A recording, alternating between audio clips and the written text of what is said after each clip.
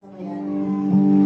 Ang kwento po nito ay kung paano tayo ibinigay ng Lord ang pag-ibig niya, kung paano yung kanyang dugo na nabuhos sa bundok ng Kalbaryo, at kung paano niya tayo binigyan ng kalakasan, kung paano tayo ngayon na nakakatiis, na nakakatagal sa mga paghihirap, mga pagsubok na pinagdadaanan dahil yan sa pag-ibig ng ating Panginoon sa Kristo.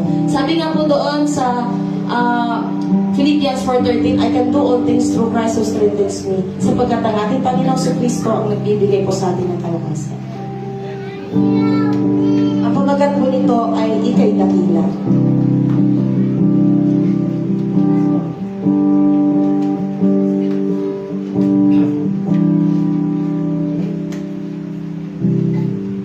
Mga sugat na natamo doon sa Kalbaryo, lahat ng iyon ay tiniis upang tubusin sa lako.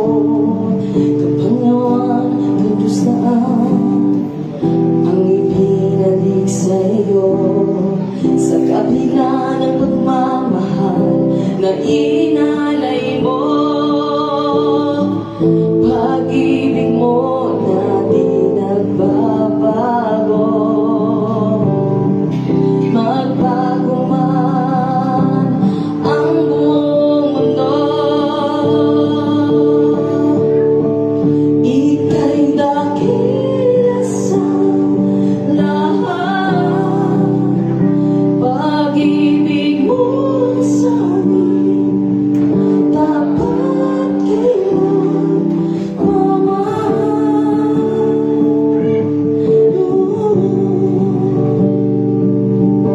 tunay yung pag-ibig ng ating Panginoon ay tapat magpakailanman at hindi yan nagbabago.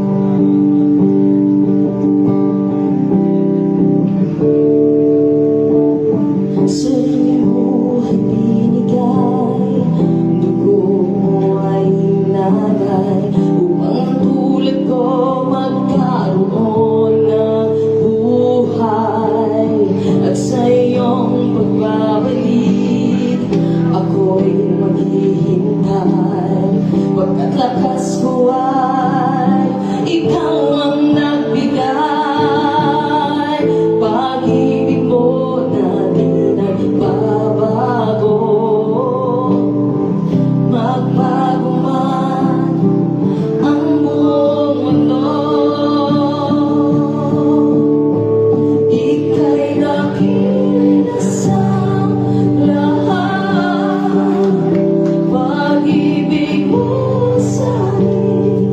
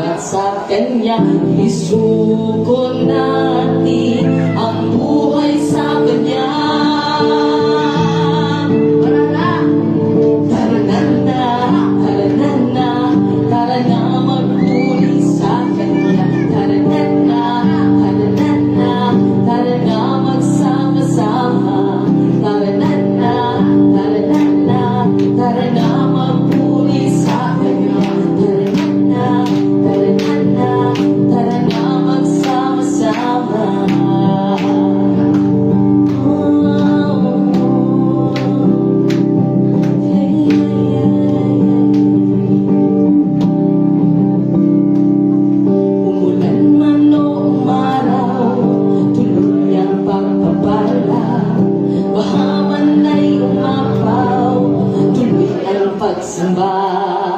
Isuko natin ang buhay sa Kanya. Tara na, magpuri sa Kanya. Tara na, magsama-sama. Tara na, magpuri sa Kanya. Tara na, magsama-sama. Isuko natin ang buhay sa Kanya.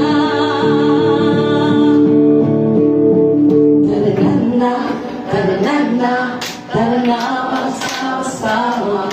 Tara na, magpuri sa Kanya. Tara na, magsama-sama. Tara na, magpuri sa Kanya. Tara na, magsama-sama. Ano po sa lahat? Palakpakan po natin ang Panginoon. Tara na po tayo sa kainan po mamaya, sa ating pong praise team. Salamat at process na nila ang first launching ng album. Tama po ba yun? May ilan na po tayong ngayon, composition? Nakailan na po? 5? 6? May 6 na po sa praise team. So, hopefully, by next year, maano po natin yan, i-record, ma-patent po yan para hindi po tawag nito? Makopya. Ayan. So, salamat sa Panginoon sa umagang ito at sa buong araw. Maging po sa ating po mga nasa ibang bansa na tayo po ay umaabot hindi lamang sa dako ng Pilipinas, from the Philippines, around the world. Kasi po, naka-live po tayo sa FB. So, inaanyahan ko po ang lahat na tumayo. At atin din po sa ating pong mga kasama ngayon sa ibang bansa. Salamat po sa inyong pakikisa sa ating pong pagsamba. Hinihiling po namin i-share this video at patuloy po na i-follow yung Facebook natin, Church of Christ at Mulugan. At ganoon din po sa panalangin na iyong ipaabot sa bawat isa po sa atin. This is the message of God in Romans chapter 10, verse 10.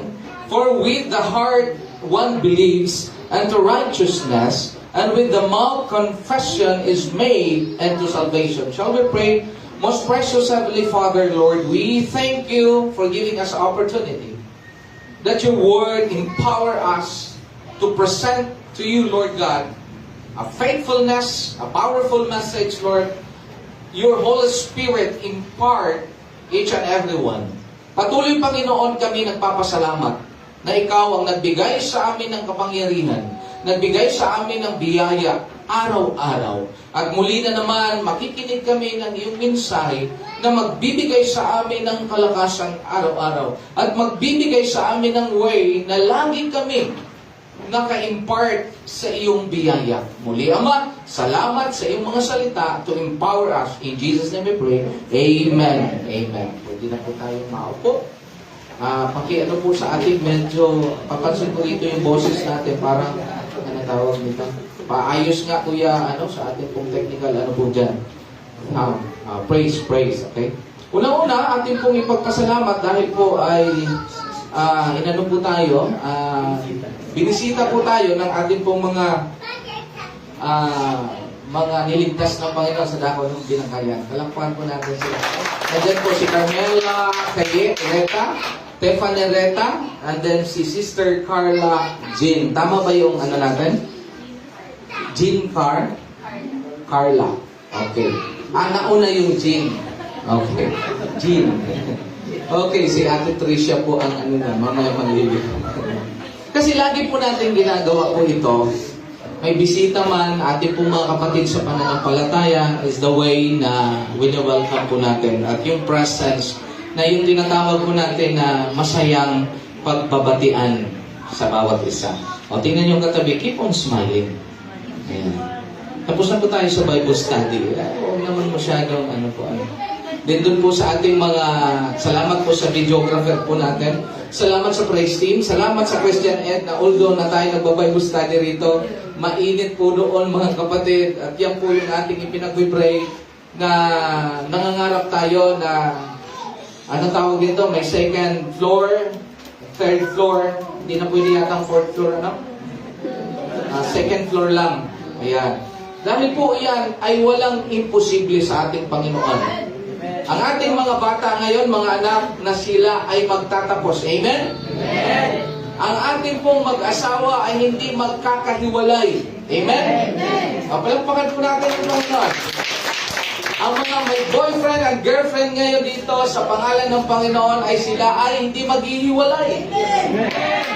Parang ayaw sumagot si Kuya Michael, ha? Kasi ang message this morning, the power of words. Kuya, ano? Ayan. Kung ano yung iyong sinasabi, mangyayari. Because in the beginning, sabi niyan, we are created in the image of God.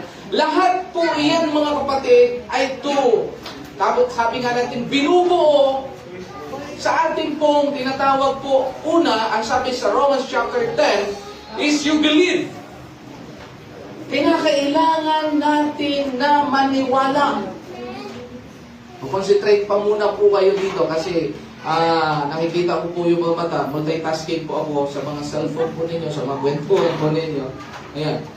Kasi pag hindi natin ito natugunan, mga kapatid, every day sa buhay po natin ay magkakaroon po tayo ng problema. Kasi problems teach us. Pero kung tayo ay naniniwala and to follow, ang sabi kanina sa tinatawag po natin Bible study, faithfulness. Ang faithfulness, hindi mo pwedeng makuha yan kung hindi ka grounded that the Word of God is power. Hindi mo pwedeng makuha pagiging faithful kung hindi mo pinapaniwalaan ang Word ng Panginoon. Amen din, mga kapatid. In Apostle Paul in Romans chapter 10, hindi ka magiging malakas, hindi ka magiging matapang sa pagharap ng mga storms sa buhay po natin. Kung hindi mo pinapaniwalaan that the Word of God is power. Kung sa isip pa lang natin, wala na kaming pang-tuition, sinabi mo yan. Wala kaming pera, sinabi mo yan. Kasi in the biblical context, anuman ang iyong sasabihin ay kapangyarihan na magpabago ng iyong buhay. Kaya pag sinabi ni Pastor na magkakaroon tayo ng second floor, third floor, mangyayari. Amen? Napakan po natin ang Panginoon. Bakit kasi lang pa lang, mga kapatid, salamat sa ating mga tinatawag nito, mga grandparents. Yung mga nandoon na sa sementeryo, ang tawag po doon ay waiting na sila. Bakit? Pagbalik ng ating Panginoon, salamat kanina sa alam niyo po, nakakaiyak po yung Living Hope. Diba? Na ang Panginoon ay pagbalik niya, nangako na siya, na pagbalik niya, yung lahat ng mga nagtiwala, sumunod, kapag kasi tinatawag po natin na believing, to be followed po yan, follower. Hindi po pwede sa salita natin na hindi ako, mahina ako, meaning to say, hindi ka naniniwala na magkakaroon ng kapangyarihan ang ating salita. In Romans chapter 10, sabi nito, with the heart, for the heart, one believes unto righteousness. Naniniwala tayo na may mangyayari. And with the mouth, confession is made into salvation. Yung diniscuss kanina, mga kapatid, habang inaano ko po, mga kapatid, yung inanam na. Package lahat. Perfect na. Mayroon ka nang makakain, unlimited na. Even though ang buhay natin nga, immortal pa that time. Yung parang walang kamatayan. Bakit? Kasi ang sabi ng Panginoon, lahat ibibigay ko sa iyo. But, mayroong intervention. Mayroong nandidisturbo. Sino bang nandidisturbo dyan? Mayroong ano tawag nito? Mayroong parang nagdi-disagree. Yung dalawang puno na yan, ang sabi ng Panginoon, huwag mong kakainin yung salita. Kapag ginain nyo yan, ano sabi doon? Mamamatay ka. Doon pa lang, yung word na maniwala, believe. Naniwala si Adan at si Eva. Naniwala sila. Pero ang problema, mga kapatid, kagaya natin ngayon, naniwala tayo ngayon. Pero pagdating natin ng bahay, baka yung kagabay mo, hindi naniniwala, gaya ng ahas. Ang sabi ng ahas, di ba? Hindi na matutulog. Mamamatay, magkakaroon ka nga eh. Magkakaroon ka nga, tinatawag ng karunungan.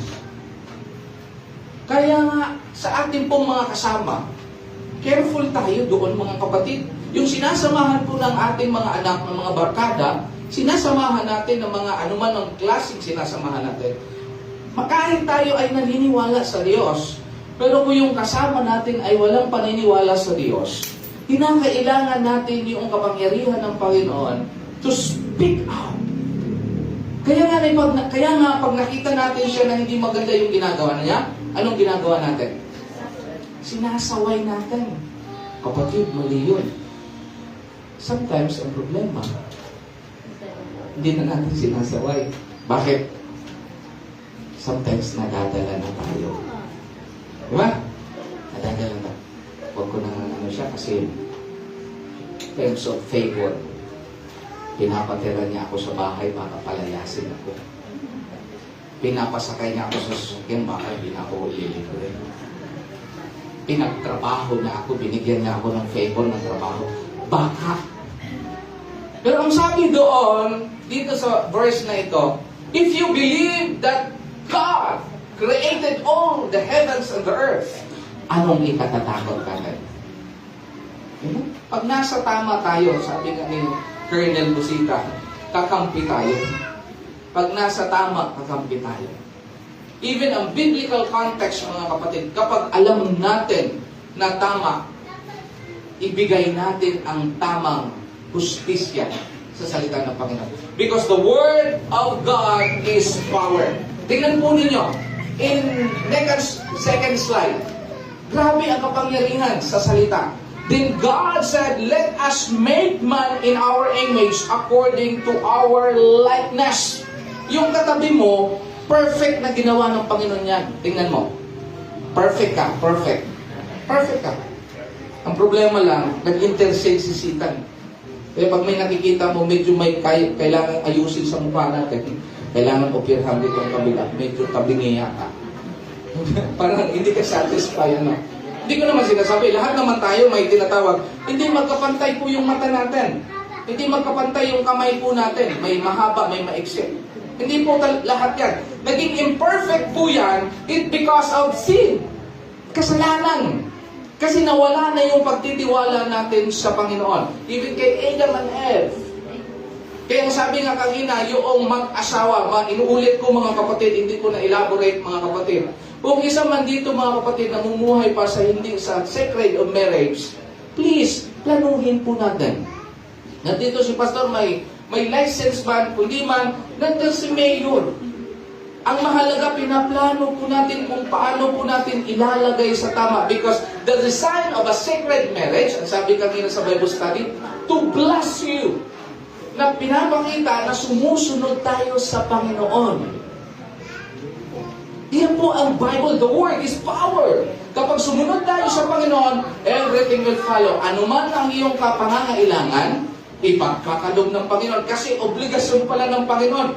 Binuhay tayo ng masagana. Binuhay tayo na hindi lamang dito sa lupa nakatira, kundi dadalhin pa sa pinakamagandang lugar ang plano ng Panginoon. Tama? Tapos aabusuhin ba natin yung pangako ng Panginoon?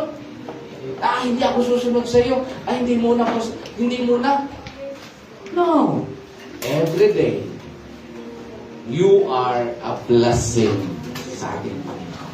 Ay sabi sa iyong katabi, ikaw ay pagpapala, huwag nating sirain. Pagpapala ka ng Panginoon. Kaya doon sa mga ating pong tinutulungan ng church, ng individual, doon sa may mga sakit, mga kapatid, in Jesus' name, gagaling ka. Gagaling tayo. Kasi yun ang pangako ng Panginoon. Hindi kita pababayaan, hindi kita iiwan. Kung dumating man sa point na ang ating katawan ay sumuko na, but the Spirit, take note mga kapatid, but the Spirit na binuhay ng Panginoon sa buhay po natin, kailanman ay hindi mamamatay. Bibigyan ng glorified body. Amen din mga kapatid, pakisabi nga sa iyong katabi, God bless you. Bibigyan ka ng glorified body.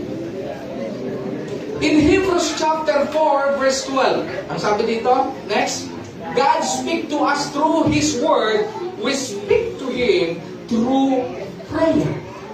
Kaya nga, napakahalaga everyday. Alam po ninyo, napakaganda ring balikan. Bakit tayo laging may problema? Kasi unang-una, naniniwala tayo sa Panginoon. Dinitest ka. Kung papasa ka sa exam, para sa mga estudyante, hindi ka naman magkaka-certificate kung hindi ka man mag-exam. 1, 2, 3, 4, 5. Di ba? Tinitest ka kung yung ating pagmamahal sa Panginoon, yung ating pananampalataya, ay tuloy-tuloy tayong sumusunod sa Kanya. Di kapag na-test ka na, nagpapanibagong open door of blessing. Hindi po natin pwedeng kaila po yun. The more na may utos ang Panginoon sa buhay po natin, sa pamilya po natin, sa trabaho natin, anuman ang iyong ginagawa, kapatid, the more na inuutusan tayo ng Panginoon, it is a privilege to flow the spring of blessing in our lives. The more tayo na inutusan ng Panginoon, ando na sa unahan, nakaready na ang pagpapala para sa iyo. Ang problema lang, inutusan ka ng Panginoon, gusto mo nga, pero, teka muna, mag-standby muna ako dito, mag-side trip muna. Pag sinasabi, teka, masubukan nga ito. Sa relationship, masubukan ko nga kung faithful nga siya. Sige nga, kisan mo nga ako, kung mahal mo ako. Ihab mo nga ako, kung mahal mo ako. May mga ganun, mga challenges. Tama. But the Word of God, sabi nito, become righteous every day. Wala kang po problemahin. Kasi ang problema na o-overcome every day sa buhay po natin. Because God is with us. Ang Diyos ay laging sumasa atin. Huwag nating ilayo yung presensya natin sa Panginoon.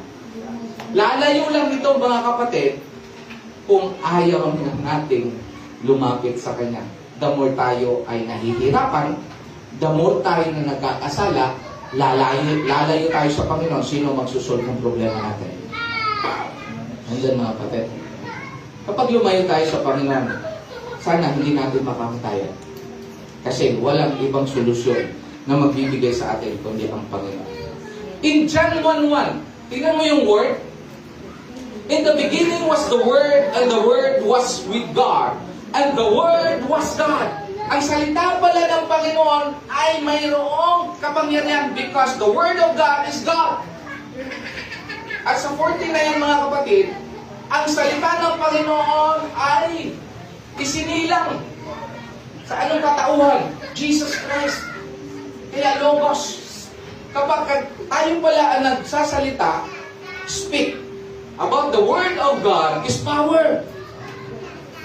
Kaya alam po ninyo mga kapatid, yung sa Old Testament na Hebrew word ng Yewa, hindi po talaga ma-pronounce yun. Nilagyan lang po ng mga vowel consonant para po sa ating po mga teacher ngayon sa grammar.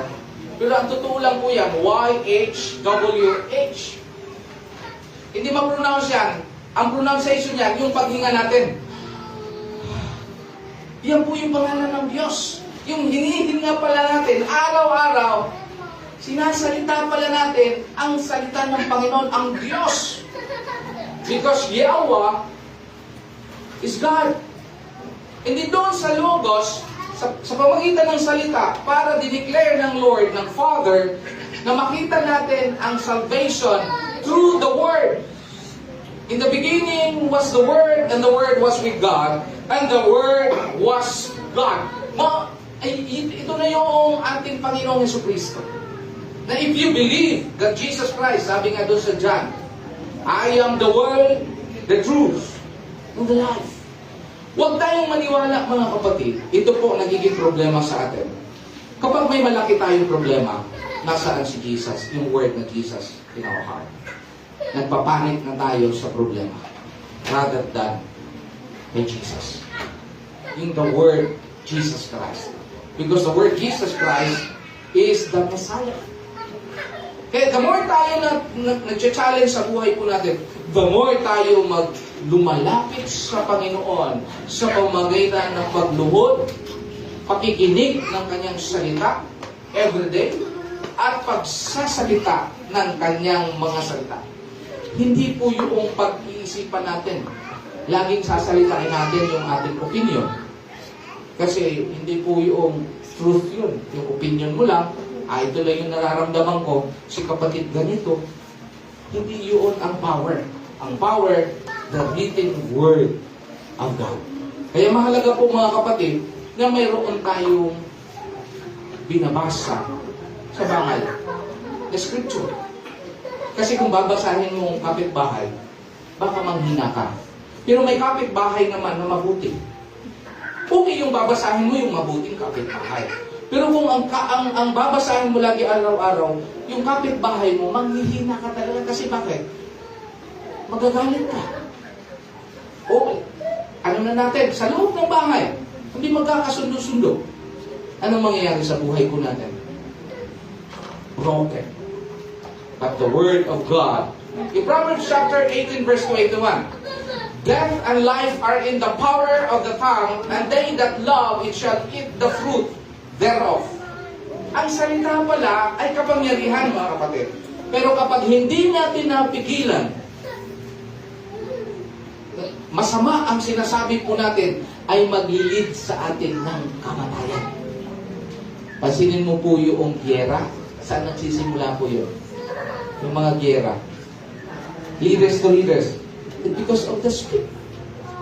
Pansinin niyo bawat isa sa inyo. Yung relationship, saan nagsimula yan? Kapag nagsalita na yung isa, sasabad naman yung isa, na hindi maganda na. Yung tinatawag na philosophical, yung mga reason out na grabe. Kesyo ako ang magaling, kesyo ako ang nag-aral ng mga abogasiya, nag-aral ako ng mga philosophy. But very important mga kapatid, yung heart. What is the heart of Jesus in our lives? Maramdaman po ninyo yan na magiging masaya. Magiging buhay po yan. Ang sabi dito, wisdom. In James chapter 3, verse 13, tingnan niyo po ito. If you are wise and understand God's ways, tingnan po ninyo yan. Ang tao pala na nakakaunawa at mayroong tamang understanding, ang sabi dito, prove it by living an honorable life. Kapag pala tayo may totoong wisdom ng Panginoon, yung ating Bible study kanina, wisdom yun. Araw-araw pag ginagawa po natin, mayroon pala tayong kapaki-pakinabang na buhay. Honorable life. Doing good works with the humility that comes from wisdom. Pag chinek mo ang bawat isa sa atin, ako ba ay in-honor ba ako ng Lord? Nagbubunga ba ang aking ginagawa araw-araw? Pag nakita niyo po mga kapatid, na-check niya natin sa sarili natin, hindi pala ako nagbubunga, ang dami kong reklamo. Ang dami kong kaaway. Sa isang araw pa lang, ang dami ko ng kaaway sa Facebook. So meaning to say, wala sa iyo yung wise and tinatawag na understand God's way. Yung wisdom ng Lord. Kaya i-recheck natin. Kaya nga may devotion. Kaya nga may pakikinig ng salita ng Panginoon. Pag ganun pala na hindi ka doing good works sa trabaho, lagi ka na lang irritable, lagi ka na lang, bakit si kapatid? Kristiyano naman siya, pero ang daming kaaway. Meaning to say, ang sabi dito, sa 14, but if you are bitterly jealous and there is selfish ambition in your heart, mayroon palang ganun, bakit tayo nag-aaway-away? Bakit hindi tayo magkakasundo-sundo? Sa trabaho man, sa school man, sa relationship, it's because my bitterly jealous, there is selfish ambition. Kaya i-correct po natin yun. Ipagpasalamat natin dito sa Panginoon because the Word of God has power in your heart. Don't cover up the truth with boasting and lying. Itong pinakamabigat mga kapatid. Once na tayo ay nagsisinungaling, wala sa atin ang katotohanan. Ang sabi nito, Take note. For jealousy and selfishness are not God's kind of wisdom. Such things are earthly and spiritual and demonic. Si James nagsasalita niyan, hindi si Pastor. Hindi ko kayo pinapatamaan. Kung tinamaan man kita, masakit man mga kapatid, magbago tayo. Ako rin, kasama doon. Hindi kayo lang. Kapag hindi na tayo na ayon doon sa wisdom ng Lord, ang sabi dito, jealousy, selfishness, God's kind of wisdom, such things are earthly and spiritual and demonic. For wherever there is jealousy and selfish ambition, there you will find disorder and evil of every kind. O check natin ang bahay natin. Check natin ang relationship natin. Check natin ang ministeryo natin. Kung sa halip na tayo ay to speak the word of God in the good news, pero hindi tayo magkakasundo-sundo, ang sabi ng James, mayroon na pala tayong unspiritual and demonic. Our heart, in our mind. Tingnan mo yung katabi mo. Iskan natin. Wala demonic. Wala. Masaya ang pamilya. Uwi ng bahay, saya. Wala demonic. Pero parang nakikita ko. Ganun po ang nangyari sa dalawa. Si Adam and Eve. Pumasok ang demonyito ba ang tawag na? Yung ahas. Sabi niya, hindi nga. Sige, subukan mo lang. Masarap ito. Kaya dapat mayroon tayong mind. Kaya ang sabi ni Apostol Pablo na transform your mind. Pero bago sa mind, mga kapatid, yung believing, kailangan nandito i-formulate natin sa puso. Kasi ang hirap, mga kapatid, lalo na ang dami mong alam. Dami nating alam. Ang dami nating experience. Marami tayong pera. Nandito yun, mga kapatid. Pero sometimes, itong puso natin, kumusta? Kaya nga sinasabi, hindi natin masama, minamasama na nagkapera lang, iba na ang ugali. Nagpunta lang ng ibang bansa, iba na ang ugali. Nagka-boyfriend lang, iba na ang ugali, hindi na sumusunod sa magulang. Nagka-girlfriend lang, iba na yata itong anak ko. Alas 11 na umuwi, alas 12 na umuwi. So, meaning, in James chapter 3, papaalalahanan natin siya. Mayroon na siyang unspiritual and demonic. Kasi ang wala nito, mga kapatid, nandoon sa taas. If you are wise and understands God's way, prove it by living an honorable life. Maraming tao nagsasabi sa'yo, ayan si Brother Michael. Grabe yan. Tapos pag si pastor na lang, pag namatay na, baka sabihin mo, Kuya Michael, kawawa naman. Sayang. Itong taong ito, pwede gawing bayani. Diba? Pero pag mayroong demonic and spiritual, ano sasabihin ng mga kapitbahay? Pag tumagal pa yan dyan, anong lamay na yan? Traffic na nga eh. Naghaharang pa sa uso, di ba yun? Pag may patay, ang tagal-tagal mong ano. Ang tagal-tagal na, ano tawag nito? Parang sa kanila ang daan. Lahat traffic eh. Kailan pa kaya yan ilibig? Pero pag alam mo na mabuti yung tao, iisipin mo lang, patience. Di bali traffic kasi kilala ko naman siya. Di bali ako maglakad ng malayo mula Hulugan papuntang Umboy. Di bali ako maglakad magsakripisyo. Kasi mabait naman siya. Tama ba mga kapatid? Di ba patay? Yung mula dito sa Hulugan hanggang Umboy, hindi ka maglakad siya. Pero mayroong ang spiritual and demonic, ano sasabihin mo? Ilbing nila yan. Ipakain doon sa ano, para anong tawag nila?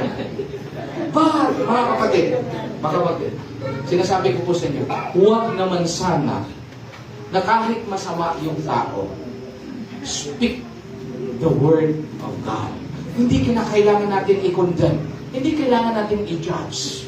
Kinakailangan pa rin bumubukas sa bibig natin ang powerful message of Christ. Hindi yung condemnation, hindi yung curse, Kasi pag binigay natin yung salita na hindi maganda, ano mangyayari na sa atin? Wala na tayong pinag-iba. Amen din mga kapatid. Careful sa ating mga anak. Pag sinabi mong anak mo, anak, tawagin mo ng doktor. Yes, doc. Diba? I-motivate mo na siya. Speak. Power. Ang ganda mo. Speak. Pero pag pangit naman, sabihin mo, anak, i-improve pa natin yan. Hindi tayo papayag kasi anak tayo ng Panginoon. Sabi, marami nagsasabi, pangit ka talaga. Hindi anak, hindi tayo. We believe that our God is powerful God. Magbabago ang lahat ng dapat baguhin. Amen din mga kapatid. Palakpakan natin ang Panginoon. Three things mga kapatid. Ito positive sila. Itong tatlong karakter. Tatlo lang itong karakter. Si Daniel, si Joseph, si King David. Ano itong mga ito mga kapatid? Si Daniel mga kapatid, nung message natin nakaraan, i-share nyo rin yung ating natawag to. Ang ganda ng message yung nakaraan sa Bible study. Always i-share nyo sa mga barkada natin na may demonic at ano ba tawag nun? Unspiritual. I-share natin ang salita ng Panginoon para magbago. Si Daniel, pinag-iisipang masama. Gusto siyang patayin. Gusto siyang hindi maging leader, kaya dapat kami leader. Ano nangyari nun? Si Daniel, ang sabi na sa chapter 6, naging matapat siya sa Panginoon. Hindi nagbabago ang kanyang katapatan. O tingnan mo yung katabi mo. Tatapat lang tayo. Sige, huwag na tayo magsinungaling. Huwag. Magsinungaling man tayo. Isa-isa natin isa-isa natin kimpitin yung ating daliri para matuto tayong masaktan. Pero si Daniel, binigyan ng protection ng Panginoon. Hindi siya nakain ng leon. Sino ang nakain? Yung mga masasama. Para hindi na natin, bilisan na natin kasi basahin na lang natin ang Daniel chapter 6. Second thing, si Joseph, hindi nagbabago yung binigyan siya ng kasamaan. Pinagsalitaan siya hindi maganda. Si Joseph, itong mabigat. Ang mga kapatid niya na 12 tribes. Kaya tinawag na 12 tribes, 12 sila. Hindi ko na isa-isahin po sa inyo, hindi na tayo mag-exam. Then Joseph, ibinenta siya kasi jealous nga ang pinag-uusapan. Ang pag-aaway pala, minsan hindi pagkakasunduan, mayroong tinatawag na jealousy. May envy. Ano yung jealousy? Iyan po sa bitana. Yung dati ba nun? Ngayon, nabago na, sliding door na. So kung may mga ipapaayos kayo na salamin, andyan po si Brother Lawrence, magaling po yan sa sliding door. Then ang komisyon, sa amin ng mga leaders, ibibigyan kasi nagpo-promote kami. Si Brother Lawrence po, meron po talaga nagpukontrata ng mga salamin. Even sa kabaong siguro, Brother Lawrence na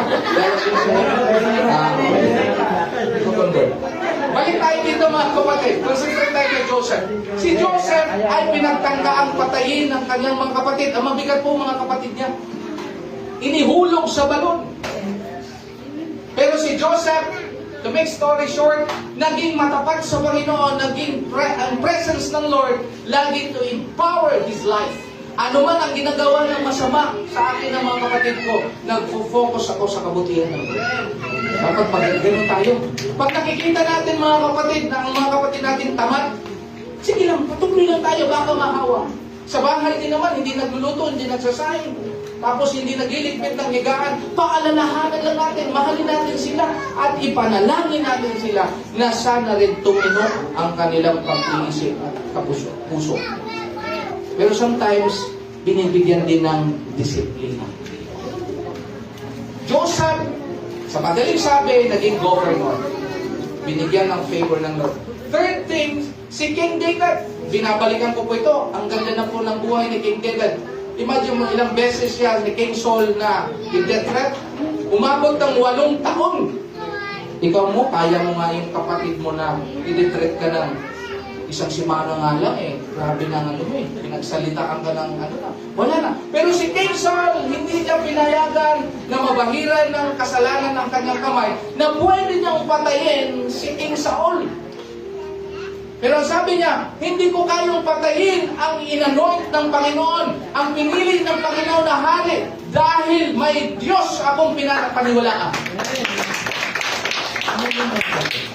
Kapag ganun tayo mga kapatid, Kung mga katabi natin masama, kung katabi natin kung ano man hindi maintindihan ang kanilang mga ugali, lagi natin tatandaan, speak the power of the Word of God. Dahil the Word of God is changing lives. Amen? Amen. Dati tayong martyrer, nakabasa lang ng Biblia sa kulungan, di ba? Ano nangyari? Naging pastor. Maraming kaluluwa ang naakay sa Panginoon. Ang sabi dito sa Romans chapter 10 verse 18, how beautiful are the feet of the messengers who bring good news. Sana everyday mga kapatid, hindi lang sinasabi natin na lagi tayo nagbubukas ng Bible sa ating kaibigan, sa mga ano. Ikaw mismo, tayo, mapagmahal, matulungin, ano pa? Mapalangiti, mapagbigay, ano ba ba? Ha? Mapag-ibig. O, ibang klaseng ibig. Di ba? Yung ibig na, yung tinatawag na phileo. Di ba? Or yung tinatawag sa relationship naman, yung tinatawag po natin agape love. Amen din mga kapatid. Sana paglabas natin po dito, sa ating po mga manonood, walang kalugian ang pagiging mabuti. Isa pong pagpapala sa bawat isa. Romans chapter 1 verse 16. I am not ashamed of the gospel, for it is the power of God for the salvations of everyone who believes. Kaya nang pag may masama tayo na nababalitaan, nakasama, speak the word of God. Speak lang tayo. Taniman lang natin ng mabuting balita. Taniman lang natin ba? Kaya nga sinasabi ng Panginoon ang anecdote, ang healing pala sa masasama, speak the word. Speak the word. Kasi magbabago siya through the Holy Spirit. Ang sabi ng Apostol Pablo, mayroong kaligtasan sa salita ng Panginoon. Ang sabi dito, in Romans chapter 12 verse 2, do not conform to the pattern of this world, but are transformed by the renewing of your mind. Then you will be able to test and approve what God's will is, His good, pleasing, and perfect will. Ganito mga kapatid, si Pastor, ini-scan agad. Halimbawa may sa akin, Pastor, may problema kami. Pastor, hindi siya maganda. Pastor, may mga, sabi dito sa Biblia, filter. Hindi magiging kampi-kampi ka.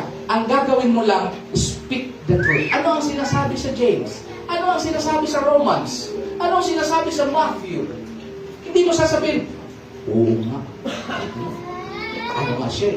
Tapos yung isa naman, oo nga, siya yan. Kaya ano nangyari? Nag-aaway na sila. Sa halip na ikaw ay isang pagpapala, isang pagpapalo pala ang ginawa mo para sa kanila. Amen. Ang sabi ni Apostol Pablo, renew your mind. Yung mind, kaninong mind dapat ang ilalagay natin? Yung mind ni Jesus. Kapag sabi sa iyong katabi, ang mind ni Jesus.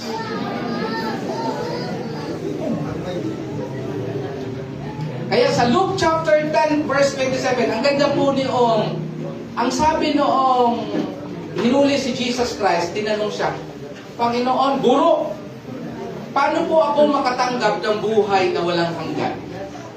Ang sabi ng Panginoon, ano ang nakatala sa utos, the law? Ang sabi niya, love the Lord your God with all your heart, with all your soul, with all your strength, and with all your mind. Ito lang ang mastery natin araw-araw. Ang sabi ng Panginoon, yes, perfect. Pag yan ang ginagawa mo araw-araw, masama man siya o hindi, lagi mong tatandaan, love the Lord your God, priority in our lives. Not the money. Kasi minsan, ang kaaway ng pagmamahal sa Panginoon, money. Pakisabi sa katabi, huwag kang magmukhang pera. Hebrews chapter 13 verse 5. Okay, no. Huwag kayong magmukhang salapi, sapagkat masiyahan na kayo kung ano ang ibinibigay sa inyo, sapagkat ang Panginoon kailanman hindi kita iiwan ni pababayaan. Kasi ang money, mga kapatid, pansin ninyo, ang totoo po niyan, pag inuna mo ang Panginoon, lahat naman talaga galing sa Kanya. Lagi lang tayo dumikit sa spring rather than doon sa gripo. Kasi kung dumikit ka doon sa gripo, pag pinutol dito, ano mangyayari doon? Dapat dumikit tayo sa bukal ng pagpapala. Hindi mawawala po yun. The spring of our Lord Jesus Christ. The power of the Lord Jesus Christ. Amen din, mga kapatid. Sana wala na po si Pastor mabalitaan na magsasabi sa akin, Pastor, kung magandang ano, speak the word of God. Speak the word of God. Ang sabi dito, kapag ganun ang gagawin natin, in Acts chapter 2, verse 41, anong mangyayari? So then those who had received His word were baptized. And that day there were added about 3,000 souls. Anong ginawa ni Peter? Speak the word of God. Diba? Ano nangyari? Maraming mga taong tumanggap sa Panginoon. Hindi lamang 1,000 souls. 3,000 souls. Dami pa, mga kapatid. Pero kung mag-speak kita sa kinatawag na hindi maganda, anong mangyari?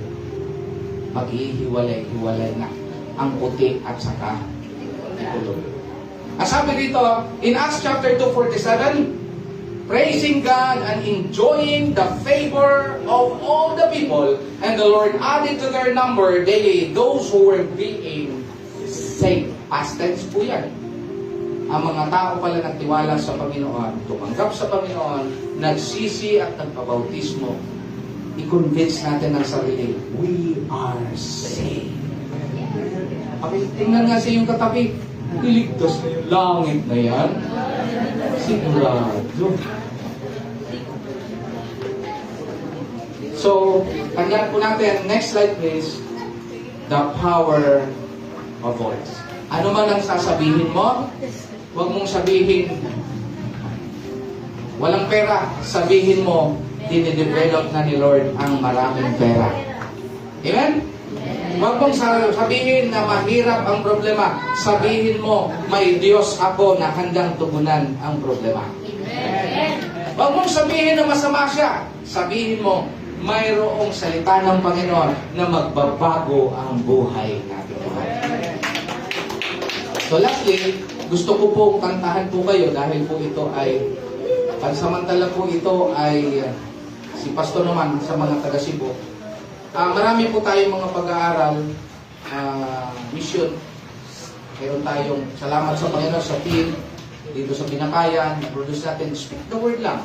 Diba? Hindi ang Binakayan, palagpakan po natin, ako natin.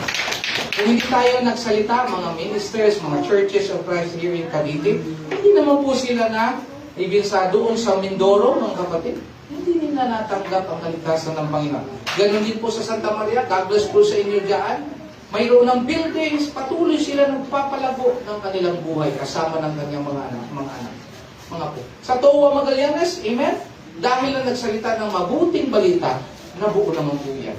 Dito po sa hulugan, alam po ng Panginoon, pag you have to speak the word of God, hindi lang 60 ang bilang natin ngayon, kundi every Sunday, maraming idadagdag ang Panginoon sa buhay po natin. Maaaring first Sunday ang service, second worship ang service, dahil napakarami na ang nagpo-contribute ng mabuting balita sa ating Panginoon. Palagpakan po natin yan. At by Monday, bukas po mga kapatid, sa Cebu naman po tayo. May challenge naman tayo, 1,000 soul, kasi may building po tayo na 800 to 1,000 capacity. Imagine mo yan? Kung hindi tayo mag-share ng Word of God, sino ang ating ipapasok doon? Demonic. Kaya isama niyo po sa prayer, mga kapatid. Lagi po natin tatandaan. Itong kanta na to, at itong kumanta rin ito, akin din, hindi ko kinikredit ito, mga kapatid. Dahil inspiration ito, itong kapatid natin na sa Panginoon, si Noy Rere, mga kapatid. O, tingnan niyo po yan. Sige, akin pong ano. Yan. Yan. Ang kanta po niya ay His Strength is Perfect. Si Noy Rere, tingnan po ninyo ang kanyang buhay. Kantahin po natin. Kami po magjujuwit po kami, ha? It is a prayer.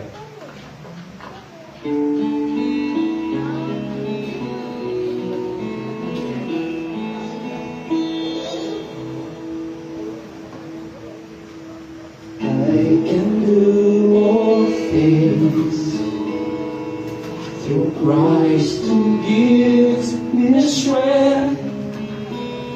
But sometimes I wonder what He can do through me. The great success to show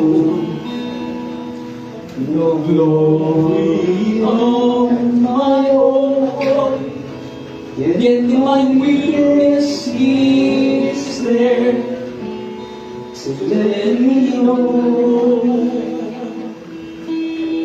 His strength is perfect when our strength is gone. Sabayan niyo po ako, kapatid. He'll carry us when we carry on, praising His power, we become strong. His strength is perfect. His strength is perfect. Alapakan mo natin ang mga we can only know the power that He holds when He truly sees of Thee our weakness grows. His strength in us begin, where ours comes to an end. He hears our humble cry and proves again. His strength is perfect when our strength is gone. He'll carry us when we can carry on, raising His power till we become strong. His strength is perfect. His strength is perfect.